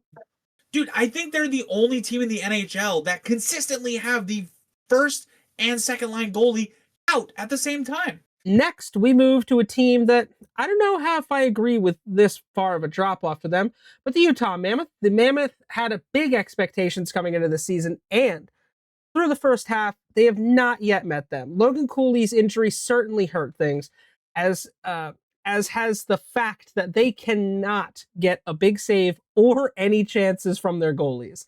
They still have a strong expected goals share, fourth best in the league, and are doing a good job controlling the pace of play. But losing Cooley for so long and not getting consistent play in net has or have undone much of that. They are still in it, but they need to start stacking some wins and collecting points very soon. They are 1 point out of the playoffs right now in a wild card position. They are 6-4-0 in their last 10. They're on a 3-game win streak. Their record on the road is not very great, but again, you've lost your best player. Uh, and that hurts in a lot of ways. The team looks good. To bring them from a B minus to a C, That's a I steep don't drop. I think that's a bit steep. Obviously Clayton Keller and Nick Schmaltz and Dylan Gunther are doing everything they can to kind of bolster what they would without the player of Logan Cooley's stature. But again, goaltending is really hurting them. I mean, Vitek Vanacek has a goals against average of 2.92. He's Yeah. 2-9-1 in net. Like, um there's a reason he's only played 12 games, and Vamelka has played 34 of the 45 games that they've played this season. I'll be I honest. just, I think a C plus would be better for them because again, I, they're yeah, 1 point away from a wild card. They're two they're points they're away. right there. Yeah, they're 2 points away from a playoff spot. Like, that's one win. And for this being their second year as a franchise, That's pretty good. And I mean, they have 8 players, 20 points plus. That like they're getting some offensive output, even with Logan Cooley, who's only played 29 games this season. Like Yeah. with him being hurt, I don't think they're doing that bad. I honestly I'm fine. I think a C plus is probably a better call for them. This Yeah. other team, however, Now, now, I know we said at the beginning of this that we are going to reserve the A plus for the number one team and the F for the worst team, but we seem to have a really big trend here because this next team, I'm looking at is you, fucking Vancouver awful. Canucks. They suck. They're god awful. Not only because they traded away one of their best fucking players, but they suck and they went from a D, and we are gonna happily agree with the Bleacher Report on this and give them also an F. There weren't many expectations for them at the start of the season, and yet it feels like they are still falling short of that.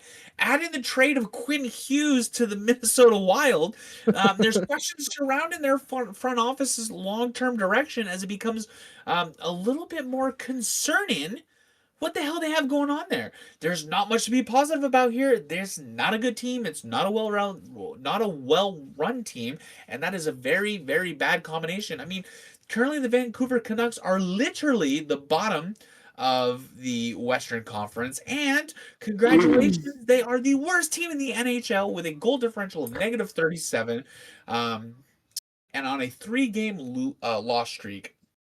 I don't know what more there is that can be said about the Vancouver Canucks. They're 2-6-2 in their last 10 games.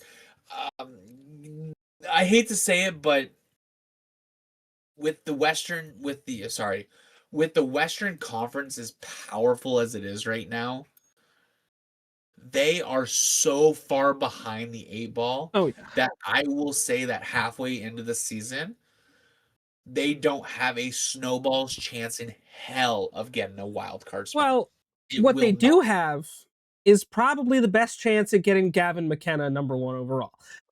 Because holy shit.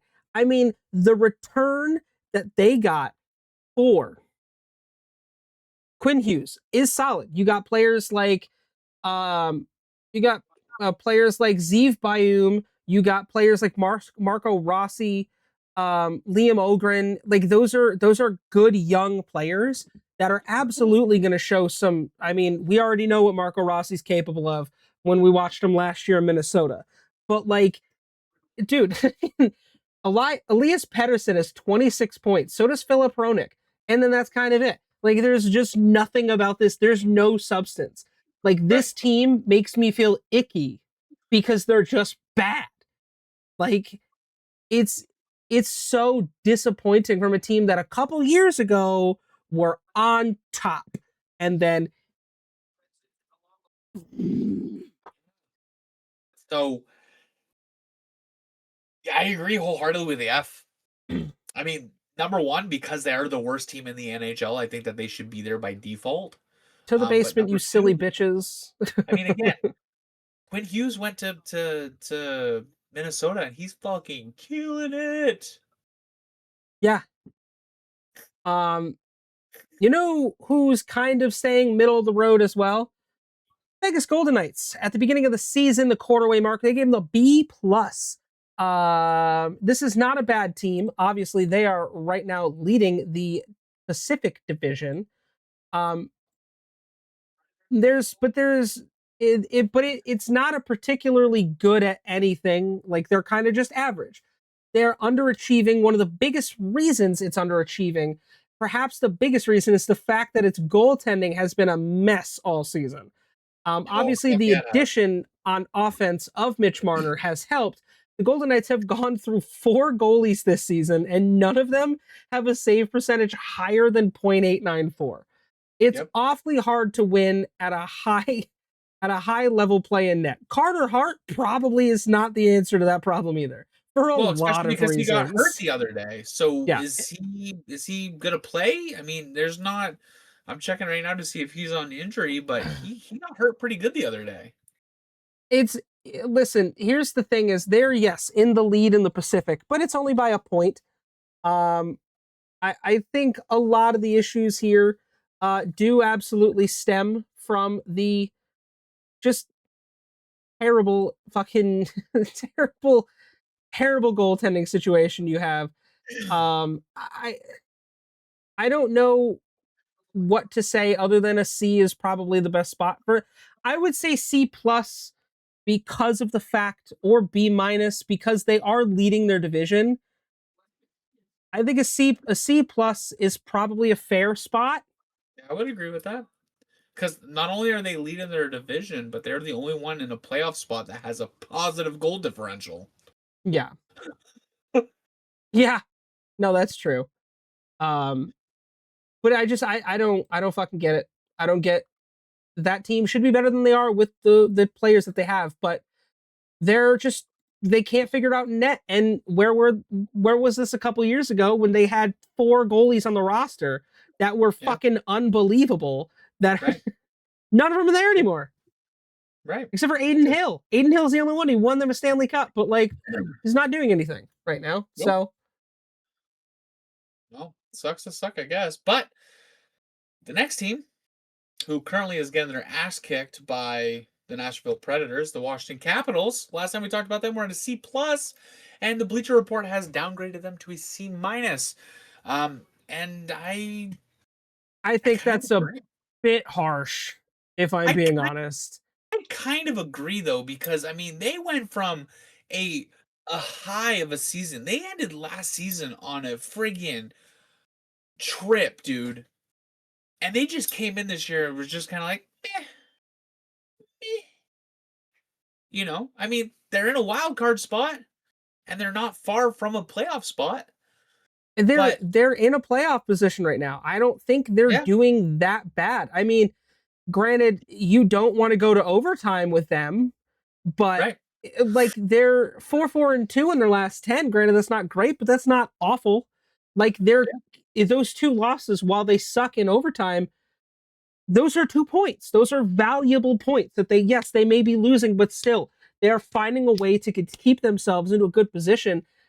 I'm not sold on them dropping that far. I think they're in a solid place. Well, but Um, still listen to this. This is why Bleacher Report gave them that. The Capitals look like a legitimate Eastern Cup contender in the first quarter of the season, but now entering the second half outside of the Eastern Cup playoff picture with some work to do to get back into it. Pierre-Luc Dubois injury has been a significant issue all season, but his teams really need another high-end offensive player at the top of the lineup. Charlie Lindgren has also been a liability as his team's backup goalie, creating a significant gap between him and the starter Logan Thompson. This might be this might be the team that needs to trade help to jumpstart things. If they do go for it, a top of the line scorer has to be priority. I hate to say it, he does get shit done, but you can tell that he's kind of taken the foot off the gas a little bit, was rightfully so. I mean, he is the number one goal scorer, he's also 40 That's what I'm saying too. Like and he's at got this 19 point, goals this season. in this team's place, you shouldn't be relying on one of the oldest players in the NHL. Get in young talent, get up that new talent, teach them how to take over. So when Ovechkin decides to retire, you're not where the Vancouver Canucks are. here's Sitting at the here's the bottom because you big got rid of your number one player, and that's all positives. you focused on. Here's the big positives. Tom Wilson has taken a massive step forward this season in becoming not only a leader for that team, he's the top goal scorer. He just got the call because he's going to go represent his fucking country in the Olympics. And Jacob Chikrin has had an incredible season so far, 32 points. He has a plus minus of plus 26. That is exactly what you want from your top line defenseman. Yeah, for Yes, sure. the gap between goaltenders is not even close. I love Lindgren, great goalie, but this season he is terrible between the pipes. Yeah. They're winning games in spite of him. The gap is it's not even close. Logan Thompson again. There's a reason he's going to be playing for fucking Team Canada, but Right. like they're Pierre Luc Dubois only playing 6 games sucks for them. Hendrix Lapierre has looked kind of non-existent compared to last year, where he actually looked solid. I mean, he's only got 6 points this season, and I mean, he was fine last year. He had two more in 27 games. So like we missed most of the season last year and still had more points through 27 games. I just C plus or C minus seems a little low for me. I would give them maybe a C or keep them in C plus. I don't think they're doing that bad. All right. I think there are things that need to change with this team for fucking sure. Well, you know what? How about this? We'll put them at a C right now. And if they lose this game to the Predators, we'll put them back down to a C minus. We'll drop them Because down to the C minus. They got a minute and 20 seconds left of the third period, and they just pulled their goalie and they're down a goal. Well, why don't we, while that goes on, we'll round out this list with Winnipeg Jets, who Yeah. in the quarter mark was at a B. They have dropped so far that Bleacher Report is giving them an F. And it should have been a red flag when this team's biggest offseason addition and their apparent plan for a second line center was Jonathan Toews following a 2-year absence from the NHL. Everything about this team is a mess. Subpar depth, awful defensive play and metrics. Not even reigning league MVP Connor Hellebuck can mask all of the flaws, and he has not played like his usual self. Jesus, sorry, I'm gassy tonight. He should have served, or his injury should have served as a wake up call to management to examine how the team plays when he is not there. Thereby hiding all of their problems. Not even his return to the lineup has helped. After winning the President's Trophy a year ago as the NHL's best regular season team, Winnipeg now has the NHL's worst record halfway through the season, which is now untrue. They have one less loss than the. And that's the biggest thing I want to point out, though. Yeah. They won the President's Cup trophy last They year. won the President's Trophy last year. They were sitting in the Colorado Avalanche's spot this point last year, with everyone being like, Winnipeg, who? What is going on over there? What are they feeding these guys? And now they're one of the worst teams in the NHL. I mean, Connor Hellebuck is 10, 12, and 4. I mean, this is a guy who not only won the Vezina last year, he won the fucking Hart Trophy.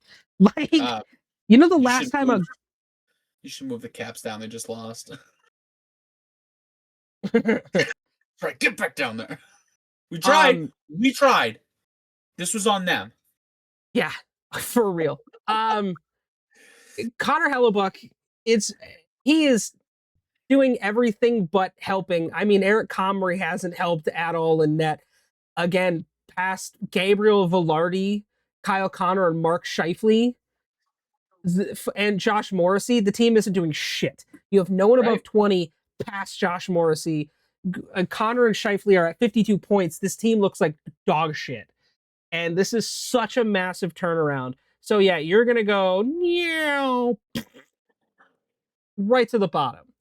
Because that's where you fuckers belong. I don't really think we need to go any farther in on that because, bro, they're just fucking bad. They're bad. My advice, count your blessings that you have the players that you have. Hope you get Gavin McKenna in the draft, and then whatever off-season acquisitions or moves you need to make, even or at the trade deadline, start selling if you have to, and start being prepared to throw a fuck ton of money at people. Yeah, I mean, because it's not getting any better. They increase the cap, use it, period. Are there any teams on this list that you feel should be moved? Honestly, I genuinely don't think so. I mean, you know what? If I want to say it, I think with the Nashville Predators winning, we should bump them up to a B. Just so there's one person in the B minus. Just so there's one person in the B minus. I was either going to say them or I was going to say Utah. I mean, honestly, like, let's see. I think Utah's playing tonight. Let's see if they're winning. I don't think they're playing yet. Their game might start at 10. No, they are losing right now to the Blue Jackets. They started at 7 p.m. All right, well, Dude, Vegas Golden Knights are 5-2 against the Sharks. Damn. Yep, and they're So only just finished in the second period. yeah, no, I mean they're at a 500 record. So yeah, I'm okay with them being at a B minus. I think I give them a B minus just looking at the fucking just turnaround from last season. Absolutely. They were awful last season, and now they're in the conversation. Like they're Right? not one of the top teams, but they are in the conversation. So, I think other than that, I think that's a pretty solid list, and I can't wait to see how much this list changes, when we go into the third quarter of the season. And let us know in the comments what your thoughts are. If you think we did this any justice. What any teams you think we were right about, any teams you think we were wrong about. Definitely let us know. Honestly, there's part of me that would drop the Ducks down a little more, but I think a C is being reasonable. Now we can do a quick overview of the standings, as we've been talking about. So if you would like to start off with the Eastern Conference, and then we move Yeah. on to the Western one here. All right, kicking us off on the Eastern Conference, we have the Atlantic Division. The Detroit Red Wings are leading, followed by the Tampa Bay Lightning and the Montreal Canadiens, all within 1 point of one another. The only standout team up there that I think should be doing a little bit better is the Tampa Bay Lightning, as the Red Wings and the Canadiens have a goal differential of +3 to the Tampa Bay Lightning's goal differential of +39. And they are also on a 9-game win streak. That is fucking wild. I bet they're gonna break the 10-game win streak. I would like to see it. The Metropolitan Division with the Carolina Hurricanes at a comfortable lead at 59 points, followed by the New York Islanders and the Philadelphia Flyers. The Canes are exactly where they should be. Goal differential +20. Currently on a 4-game win streak. For the wild card spot, this is where things get a little tricky. We have a 3-way tie for first place, with the Buffalo Sabres, Washington Capitals, and Boston Bruins all sitting at 52 points, followed by the Toronto Maple Leafs and Pittsburgh Penguins at 51 points. So it is anyone's game there. With obviously with the Caps just losing in regulation, that's going to hurt them. And the Bruins moved up tonight because they did win against the Penguins, which did put them down. And put the Bruins in the spot that they are. And again, it's anyone's game. It's 1 or 2 games away, or it's 1 or 2 wins away from starting to create that gap that we see. So, Chris, what do you got for the Western Conference? Moving over to the Central Division, obviously the top three teams in the NHL overall. The Colorado Avalanche with 73 points leading the division. Dallas Stars and Minnesota Wild are tied at 61.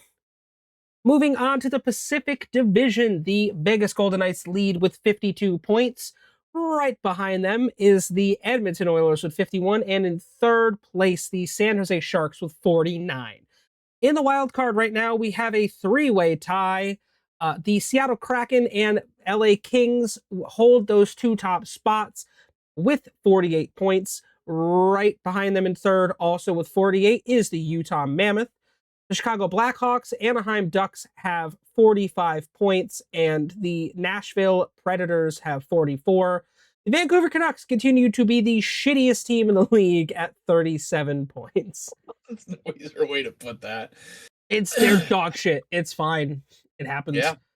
Now, a special shout out and a special announcement before we get to everyone's favorite segment of the show. We want to give a huge shout out to the Boston Bruins, who on Saturday's game, January 10th, became the first team in the NHL this season to break double digits points. They beat the New York Rangers horribly with 10 2. 2. And it's funny because, Chris, what did their AHL teams do? Which we thought was quite humorous when we talked about this. So the funny part is that the same night, the AHL affiliate for the Boston Bruins, the Providence Bruins, and the AHL affiliate for the Rangers, the Hartford Wolfpack, did battle, where the Wolfpack beat the Bruins 5-1. So they may Quite have won the battle, but they didn't win the war. right. So huge shout out to the Bruins. Hitting double digits in hockey in one game is wild. That's Now, wild. with that being said, that leads into our Swiss cheese of the week. It's gonna happen one day. I'm It's not really going to happen. Stop it. we're giving it to none other than Jonathan Quick, who in 3 games gave up 13 goals. With Chris, how many of those being the other night against the Bruins? 6 as the Six. Rangers goaltender gave up 6 goals in one game. Six Yeah, goals you in go one from the game. highest of highs to the lowest of lows when you're the Rangers. Now, I will say one of the craziest things that came from that game is the Bruins in intermission were awarded a point. Awarded a goal. Yeah, because it went past it went past the line, but the refs didn't see it before it got batted out. So when they challenged it and reviewed it, everyone was hanging out in intermission and taking a piss break, and then all of a sudden they hear the goal horns go off, and they're like, "What the fuck? It's intermission." I They were I awarded mean, a game during intermission. it's literally one goal separates literally Jonathan Quick from Dustin Wolf, who also might as well just have been considered for Swiss Cheese of the Week. But it's Yeah, not the fact that he gave up 13 goals. Jonathan Quick also went 0-2 being pulled in that game against the Bruins. yeah. I mean, So, and had a goals against average of 5.66, which isn't the worst on the list. but it's It's not great in definitely three one of the highest. games. I mean, a special shout out to the. Oh well, never mind. We're not talking about that guy. Holy shit! How do you have a goals What? against average of 17? I don't know how that works Me because either. Sogard played 17 minutes and Of one game. well, he gave up 5 goals, but Jesus. Okay, fair enough. Oh wow. yeah, So it's a good thing that we base Swiss cheese of the week on goals against and not goals against average. because Sogard would be there. But I mean, Yeah, in 137 minutes played, you gave up 13 fucking goals. Jonathan Quick, you had a great career, yeah. Connecticut guy, won his Stanley Cups. Time to Bro, it's retire, buddy. okay. At 39, it's okay to say goodbye. It's okay to hang those skates up. Because, brother, Yeah. you don't get much worse than a 6 goal night. No, no, you don't. So It's like, fuck, congratulations dude. to join the elite, the worst of the elite. The elite Congratulations suckers. on making the class of 2025-2026 Swiss cheese of the week. Jonathan Quick. Yes. Yeah, Yeah, I don't really have much else bro. to say about that. I guess that is the perfect way to wrap the show up. Thank you guys so much for watching. If you're make sure you like and subscribe, and let us know in the comments your thoughts on our list. Do you think we missed any teams that should be higher? Do you agree with any of our takes? Um, Let us and know. let us know. We love hearing from you guys. If you want to keep up with us on our socials. You can find that in the description. We will see you guys tomorrow, or not tomorrow. Wednesday. I'm sorry, Wednesday. We will see you, beautiful, beautiful people. So until then, take care, and we'll see you then.